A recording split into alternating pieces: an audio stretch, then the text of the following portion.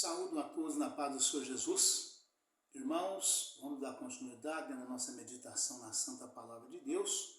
Nós estamos meditando no livro de Filipenses, capítulo número 2. Vamos à leitura da mensagem. Amém, irmãos? Aleluia, Pai, louvado seja Deus. Que diz o seguinte: portanto, se há algum conforto em Cristo, se alguma consolação de amor, se alguma comunhão no Espírito, se alguns entranháveis afetos e compaixões, completai o meu gozo, para que sintas o mesmo, tendo o mesmo amor, o mesmo ânimo, sentindo uma mesma coisa. Nada faças por contenda ou por vanglória, mas por humildade, cada um considere os outros superiores a si mesmo. Não atente cada um para o que é propriamente seu, mas cada qual também para o que é dos outros. De sorte que haja em vós o mesmo sentimento que houve também em Cristo Jesus. Que sendo em forma de Deus, não teve por usurpação ser igual a Deus, mas aniquilou-se a si mesmo, tomando a forma de servo, fazendo-se semelhante aos homens. Aleluia, Pai, louvado seja Deus. E achado na forma de homem, humilhou-se a si mesmo, sendo obediente até a morte e morte de cruz. Pelo que também Deus o exaltou soberanamente e lhe deu um nome que é sobre todo nome, para que ao nome de Jesus se dobre todo o joelho dos que estão nos céus e na terra e debaixo da terra, e toda língua confesse que Jesus Cristo é o Senhor, para a glória de Deus Pai. De sorte que, meus amados, assim como sempre obedecestes, não só na minha presença, mas muito mais agora na minha ausência. Assim também, aleluia, Pai, louvado seja Deus. Operai a vossa salvação com temor e tremor, porque Deus é o que opera em vós, tanto querer como efetuar, segundo a sua boa vontade. Fazei todas as coisas sem murmurações nem contendas, para que sejais irrepreensíveis e sinceros, filhos de Deus e inculpáveis no meio de uma geração corrompida e perversa, entre o qual resplandeceis como astros no mundo. Aleluia, Pai, louvado seja Deus. Retendo a palavra da vida, para que no dia de Cristo possa gloriar-me de não ter corrido nem trabalhado em vão.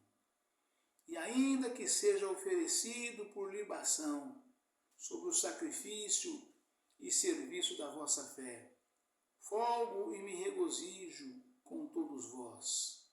E vós também regozijai-vos e alegrai-vos comigo por isto mesmo. Aleluia, Pai, louvado seja Deus. Elogio de Timóteo e Epafrodito, os mensageiros de Paulo junto aos filipenses. E espero no Senhor Jesus, que em breve vos mandarei, Timóteo, para que também eu esteja de bom ânimo, sabendo dos vossos negócios. Porque a ninguém tenho de igual sentimento, que sinceramente cuide do vosso estado. porque todos buscam o que é seu e não o que é de Cristo Jesus. Mas bem sabeis qual a sua experiência e que serviu comigo no Evangelho, como filho ao Pai. De sorte que espero enviá-lo a vós, logo que tenha provido a meus negócios. Mas confio no Senhor, que também eu mesmo em breve irei ter convosco.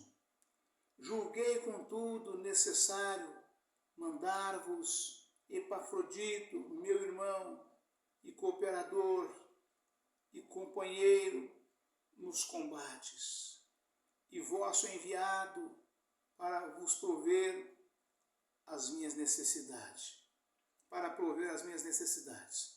porquanto tinha muita saudade de vós todos, e estava muito angustiado de que tivesseis ouvido que ele estivera doente. De fato, esteve doente e quase à morte. Mas Deus se apiedou dele, e não somente dele, mas também de mim. Aleluia, Pai, louvado seja Deus. Para que eu não tivesse tristeza sobre tristeza. Por isso, vou-lo enviei mais depressa, para que, vendo outra vez, vos regozijeis e eu tenha menos tristeza.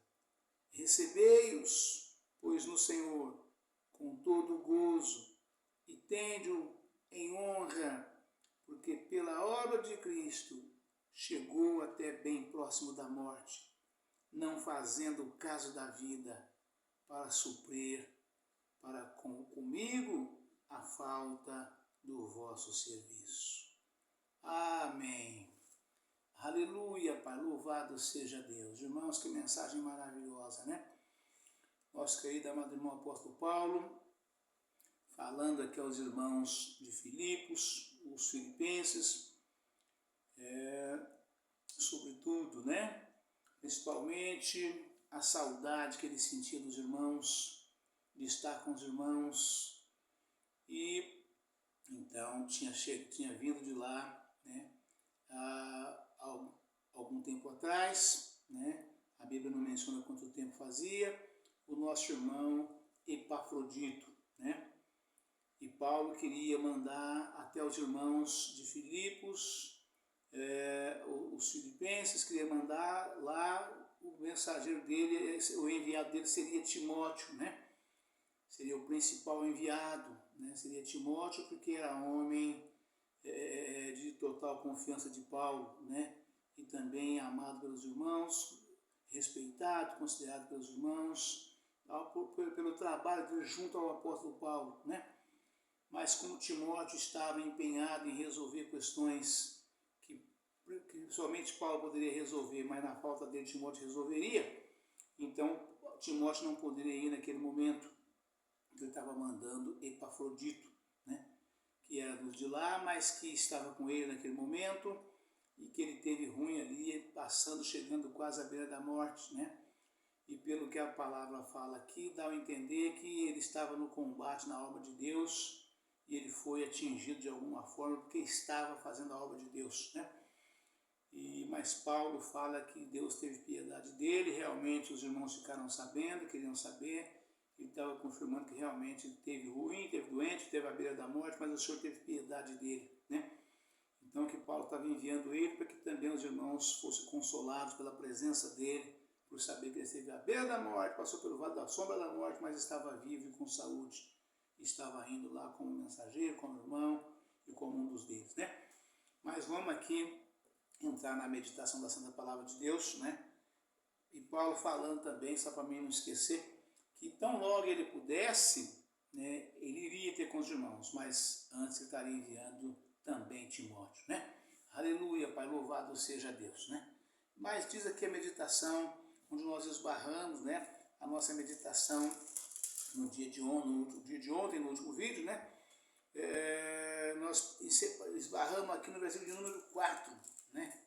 Mas vamos pegar desde o primeiro, porque faz parte do contexto. Portanto, se há algum conforto em Cristo, se alguma consolação de amor, se alguma comunhão no Espírito, se alguns entranháveis afetos e compaixões.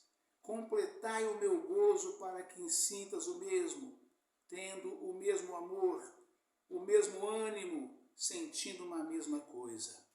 Nada façais por contenda ou por vanglória, mas por humildade. Cada um considere os outros superiores a si mesmo. Aleluia, Pai, louvado seja Deus. Não atente cada um para o que propriamente seu. Vou repetir. Não atente cada um para o que é propriamente seu, mas cada qual também para o que é dos outros. Ou seja, irmãos, muitas vezes nós ficamos o tempo todo preocupados com aquilo que é nosso, né? A gente quer cuidar daquilo que é nosso 24 horas por dia, né? E com todo cuidado, com todo carinho, com todo amor, com toda atenção. Há algum pecado nisso? Não, não há.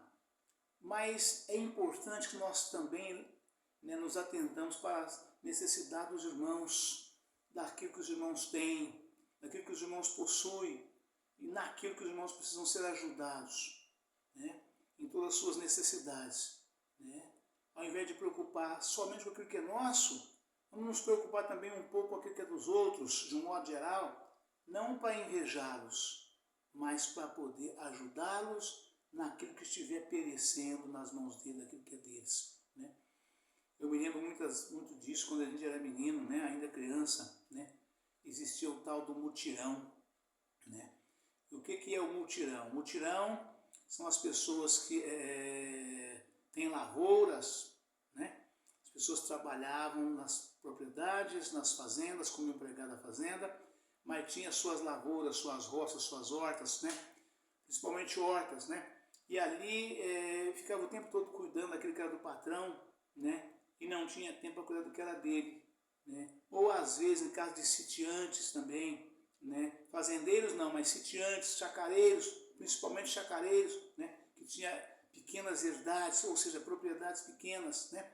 E ali, muito na época, o grosso era a roça de milho, colheita de arroz, colheita de feijão, né? Então fazia-se um mutirão para ajudar, um ajudar o outro, né? E aquela turma ninguém cobrava nada, era tudo de graça, ajudar aquele irmão que estava tendo necessidade. Depois ia no outro, então de modo que colhia, cuidava, cultivava, né? Tanto nas capinas, né? Como nas colheitas, a lavoura de todo mundo, uma ajudando o outro, ou seja, com uma palavra que está dizendo, se atenta também para aquilo que é do outro, né? É isso que a palavra está falando. Não é você cuidar do seu, o seu está pronto e o outro que se vira, não. A palavra nos instrui dizendo, né? Não, nada faças por contenda ou vanglória, mas por humildade. Cada um considera os outros superior a si mesmo, né? Aqui a palavra está falando como pessoa, né? Como ser humano, principalmente os que trabalham na obra de Deus. Principalmente os que trabalham na obra de Deus. Nunca você se coloque, nunca você sinta, nunca você diga, nunca você ache que você é melhor que os outros, que você é mais usado que os outros na obra de Deus, que Deus usa você mais que os outros, que você, por isso você deve ser mais convidado, por isso você deve ter mais oportunidades, porque você acha que você é superior aos outros, né? E a palavra nos instrui dizendo exatamente isso, né? Para que nós não sintamos, né? Nada faças por contenda ou por vanglória, mas por humildade. Cada um considere os outros superiores a si mesmo, né? Não atente cada um para o que é propriamente seu. Seja lá o que for, seja bens materiais, ou seja bem espiritual, dons espiritual principalmente, né? Se você tem, Deus te deu, agradeça a Deus por isso, né? Glorifique a Deus por isso. Use o que você tem em prol das pessoas necessitadas, das pessoas carentes, que Deus vai te acrescentar ainda mais, né? Porque você faz tudo por amor, não por vanglória, não por contenda, e sim para ajudar o teu próximo, para ajudar o teu irmão, naquilo que Deus colocou nas tuas mãos e você pode ajudá-lo, né? Sem se preocupar inteiramente ou integralmente com o que é seu, com o que você tem, com o que você possui, com o que Deus te deu. Mas ajuda teu irmão que está precisando, em todos os sentidos, seja nas coisas materiais, na coisa, no lado financeiro, no lado espiritual, ajuda o teu irmão necessitado, né? Não atente cada um para o que é propriamente seu, mas cada qual para o bem dos outros. Não atente cada um para o que é propriamente seu, mas cada qual também para o que é dos outros. De sorte que haja em vós o mesmo sentimento que houve também em Cristo Jesus. Ou seja, ninguém ajudou mais as pessoas do que o próprio Jesus quando estava aqui na terra até os 33 anos de idade, sendo que o seu ministério durou apenas 3 anos. Né? Ninguém ajudou mais, ninguém se atentou mais. Me faz lembrar aqui, irmãos, uma passagem, né, de que Jesus estava com uma multidão em volta dele, fazia 3 dias. 3 dias, aquela multidão, andando junto de Jesus e os apóstolos. E um dos apóstolos ali, no final do 3º dia, falou: mestre, dispensa o povo, dispensa a multidão. E ele dizia isso, irmãos, porque a comida estava escassa. A comida não era suficiente para tratar daquele povo todo. A comida que tinha era basicamente a conta deles, dos 12. E Jesus olhou para aquele apóstolo que disse para ele, ou para os apóstolos que ali em comunhão disseram, né? E falou: eu não posso despedir o povo de barriga vazia, ou estômago vazio, não importa. Né? Porque estão comigo há 3 dias, Jesus disse, e não comeram nada. Se eu dispensar de barriga vazia, vão desfalecer no caminho. Então é isso, irmãos. Jesus conclama a cada um de nós hoje, nos atentarmos também para as coisas dos outros. Né? Dispensa o povo, despede o povo, porque a comida que tem aqui é conta de nós. Não é suficiente para eles. Não dá para eles. Não, se eles ficarem aqui, nós vamos ficar sem. Ou seja, o apóstolo que disse isso para Jesus, ele falou sério, falou com sinceridade, ele não estava mentindo, não, nem fingindo. Mas ele estava preocupado com eles, com ele, com o estômago dele e dos demais. O que não tinha nada de errado nisto. Mas Jesus não. Jesus, como Pai bondoso, como Pai amoroso, eu não posso despedir o povo de barriga vazia. Estão comigo há 3 dias e não comeram nada. Vão desfalecer no caminho. É isso que a palavra está falando. Não fique apenas atento para aquilo que é seu, mas atente também para aquilo que é dos outros. Nesse caso aqui era o estômago. Era o estômago dos apóstolos. Né? Porque eles iam ficar sem, se fosse tratar daquele povo todo, de acordo com aquilo que eles imaginavam, com o intento do coração de cada um deles ou daquele que falou. Mas Jesus não. Jesus viu ali o estômago de todos aqueles que estavam com ele. Todos precisam comer. Não é merece, não, é precisam. Todos precisam comer. Porque todos estão com o estômago vazio, estão com fome. Eu liberar aqui para eles ir embora, vai começar a cair no caminho um após o outro. E disse para eles: quantos pães temos aí? Aí respondeu para ele: tem um moço ali que tem ali 2 peixinhos e 4 pães. Ou 2 e 4 pães. Jesus diz, trazei-mo aqui. E eles trouxeram. E aí Jesus fez a multiplicação dos peixes e pães, ou dos pães e peixes, tanto faz. E alimentou todo mundo, para depois mandar embora. E ainda recolheu 12 cestos do que sobejou, do que sobrou. Isto sim é atentar também para aquilo que é dos outros. É não atentar apenas para aquilo que é nosso. Nada faças por contenda ou por vanglória, mas por humildade. Cada um considere os outros superiores a si mesmo. Não atente cada um para o que é propriamente seu, mas cada qual também para o que é dos outros.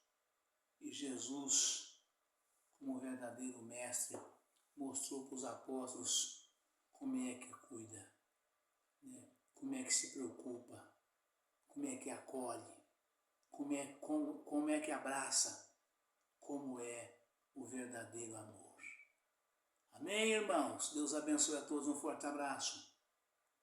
Ficam todos na paz do Senhor Jesus. Amanhã estaremos de volta com um novo vídeo, uma nova mensagem, em nome do Senhor Jesus. Amém? Aleluia.